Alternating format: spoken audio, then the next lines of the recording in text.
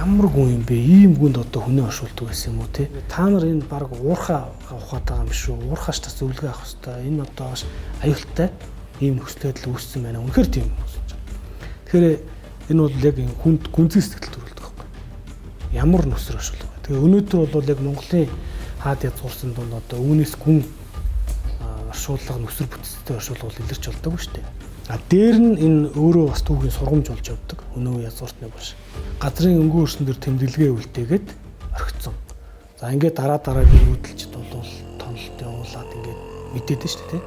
Гэтэл одоо ингээд түргийн эртний хаад, өвгөрийн хаад, за ингээд хойшоо 13 дугаар зуун тий. Чингис хаана болий 36 их баг хаад, тэдгээрийн одоо Төмт мянгатын ноёд хатад яг хаана вэ? Нэг ч одоо биш бол яг олдог.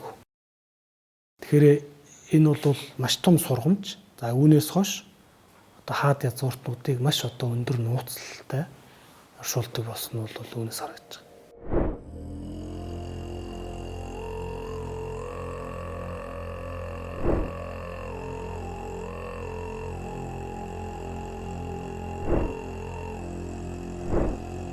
Одоо ноён уулын 6 дугаар уушаас гарсан аяган дээр бол Цямбингийн 5 дугаар онд энэ аягыг үйлдв гэж бичсэн байгаа байхгүй.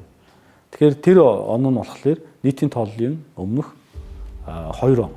Хятадууд бол ийм аягыг ийм торохтой, ийм алт мөнгөн чимэглэлтэй Хүнүүгийн хаанд одоо Хүнүүгийн хаан шаниуд одоо бэлэг болгоод өгчлөө гэсэн тийм бичээсээ одоо сурвалжтай бичээд үлдээсэн байхгүй.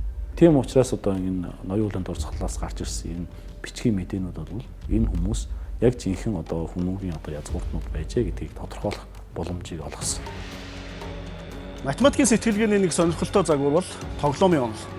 Тоглоомын онолоор эдийн засаг, нийгэм, улс төрийн маш олон үйл явдлын учир шалтгааныг тайлбарлаж, бас таамаглаж болдог. Нэг ялангуяа түүхэн үйл явдлууд, түүхэн хүмүүсийн гаргасан шийдвэр, баримталсан стратеги, алдаа оног тоглоомын онолоор тайлбарлах нь ихээхэн үр дүнтэй. Тухайлбал Клеопатра Цезар Марк Антоны нартай ямархан тоглоом тоглож байв. Гитлер Сталин нарын тоглоом хэрхэн дэлхийн тоглоом болж хувирв. Яг одоо өрнөж байгаа Трампын худалдааны дайны цаана тоглоомын онолын ямар зарчмууд байна вэ гэх мэтээр тайлбарлаж болдог. Эдгээртэй адил том тоглоомыг Хүннүүгийн үе үеийн шаниунаар тоглож байсан нь гарцаагүй.